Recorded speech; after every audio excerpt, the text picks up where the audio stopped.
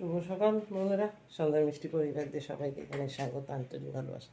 আশা করি সবাই ভালো আছেন, সুস্থ আছেন, আমিও ভালো আছি। আপনাদের ভালোবাসা আসবে নতুন আর একটা ব্লগের সাথে স্বাগত। আজকে আমি লেগে গেছি এই যে ঘর ঝাড়তে। এখানে নিয়ে নিচ্ছি এই যে ঘর ঝাড়ার দান্ডা। ভাদ্র মাসে আমাদের তো ঘর ঝাড়তে হয়, ভাদ্র মাস, তারপর পুজো এসে গেছে, ঘরের ঝুল ঝাড়ছি। কারণ ঝাড়া এগুলো হয়ে গেছে, এখন পরিষ্কার করবো সিলিং পাখাটা, তারপর দেখবো ওই ঘরটা যদি সময় হয় তখন। তো চলো বন্ধুরা, সাথে থাকো।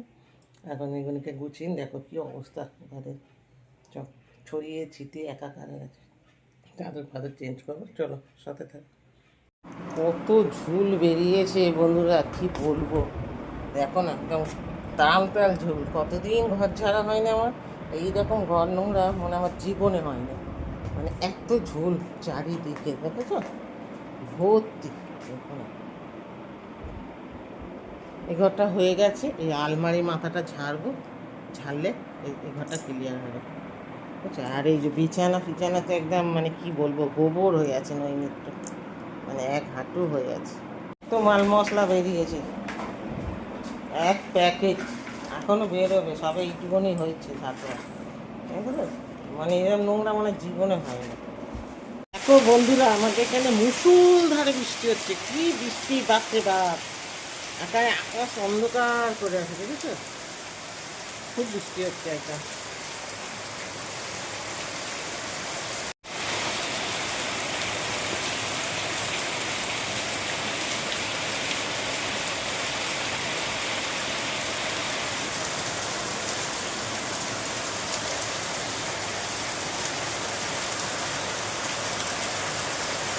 বৃষ্টির চোটে দেখো বন্ধুরা, এত জল। এই যে সব এই সিঁড়ির উপর থেকে তোমাদের আগেও দেখিয়েছি। এই অন্ধকার কি দেখাবো, আকাশ তো অন্ধকার করে আছে, লাইটটা জ্বালি বুঝতে পারবে। দেখো এই যে দেখেছো, একদম ঝর্ণার মতন উপরে অ্যালবেস্টার ভাঙা, এই দিয়ে একদম জল পড়ছে, দেখেছো কি অবস্থায়। দেখো কত জল পড়েছে উপর থেকে। আর বৃষ্টি তো অনাবর্ত হয়ে যাচ্ছে, কি বলবো আর, এত বৃষ্টি। কবে যে আমার এই কষ্টের দিন যাবে বন্ধুরা, জানি না কবে ঠিক করতে পারবো, ঈশ্বর জানে।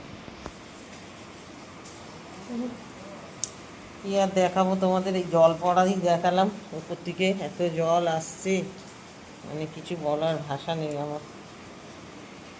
দেখেছো সিঁড়িতে জল পড়ছে, দেখো না, খালি দেখো তোমাদের, দেখো এই দেখো, মানে যত বৃষ্টির জল এই top top top top top করে পড়ছে, দেখেছো? এত জল পড়ছে, শুনলো না, এই যে বললাম এখনই জল পরিষ্কার করতে গেছে, এখন জমিয়ে বৃষ্টি আছে। পাপোশটা গেল, পাপোশটা গেল, গাড়ির উপরে রাখ না, এত জল এখনই যাবে। আমি বললাম বেলছাই করে তুলে দিই না, বুঝেছেন কি অবস্থা, বন্যা হয়ে গেছে, বন্যা। এরকম করে টেনে নে, জলটা টেনে নে, নয় তুই সর, আমি করে দিচ্ছি।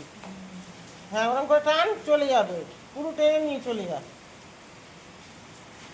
হ্যাঁ ওরকম টান টান টান টান লম্বা করে, হ্যাঁ ওই দেখ চলে যাচ্ছে, লম্বা করে টানতে হবে, টানলেই চলে যাবে। হ্যাঁ ওই তো।